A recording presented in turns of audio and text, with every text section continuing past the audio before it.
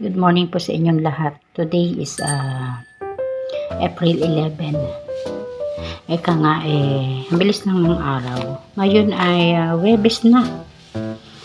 Ito po ay may tira pong tinapay na hindi naubos.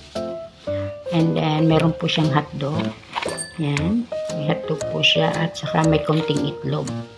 Tira po ito ng alaga ako, hindi po naubos. Ngayon, ang gagawin ko, ginunting-gunting ko siya at ibibigay ko po ulit sa pusa. Kaya, samahan niyo po ako. Buksan po natin yung likod bahay. Kasi yung likod bahay, inaano po talaga namin yan, sinasarahan. May susi po yan. So, makikita po natin yung pusa kung nasaan sila. Saan kaya yung mga pusa ako nawawala? Siguro nangapit bahay. Yan.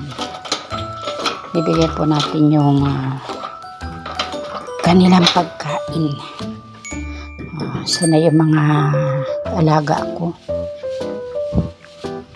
Himala, nawala silang lahat.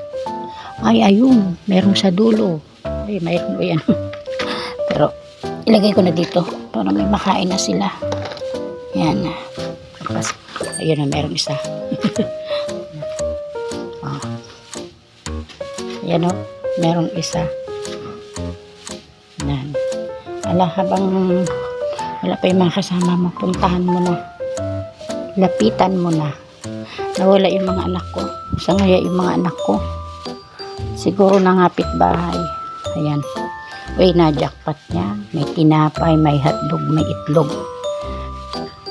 Yan.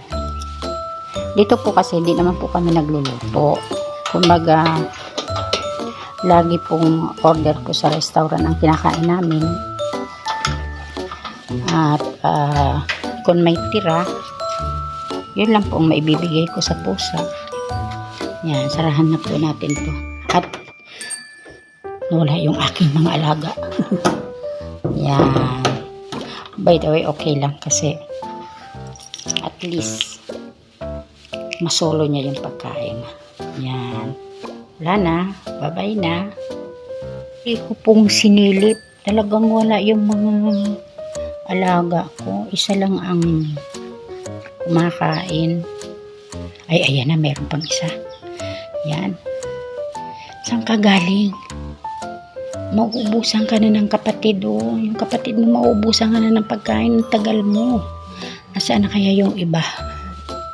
Supposedly kung bibilangin nyo po yan, mga 30 o 25 na mga pusa yan sa gabi or sa hapon. Ngayon po kasi umaga, siguro nagpasyal-pasyal muna sila.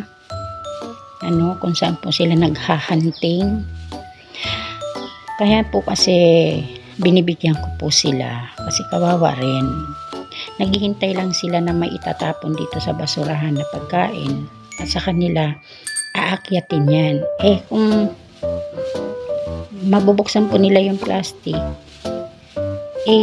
kakalat po dito sa loob o sa labas, mga ngamoy.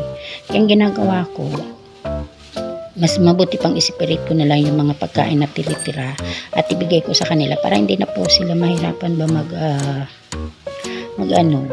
magbukas ng basurahan at mangalkal ng pagkain. Diba, kawawa rin naman. So ngayon sabi ko, ganun rin naman, di rin naman kakainin na ng alaga ko yung tira niya, di ibigay ko na lang sa pusa, diba?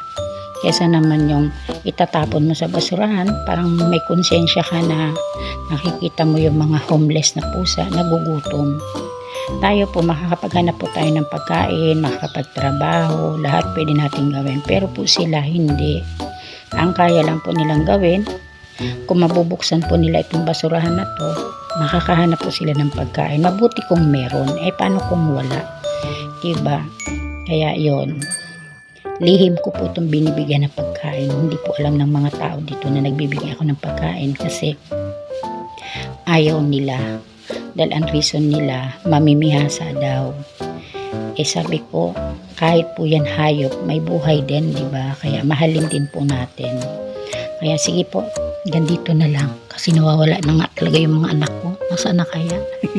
Anak ng mga pusa. O sige, bye-bye po. At least dalawa na sila.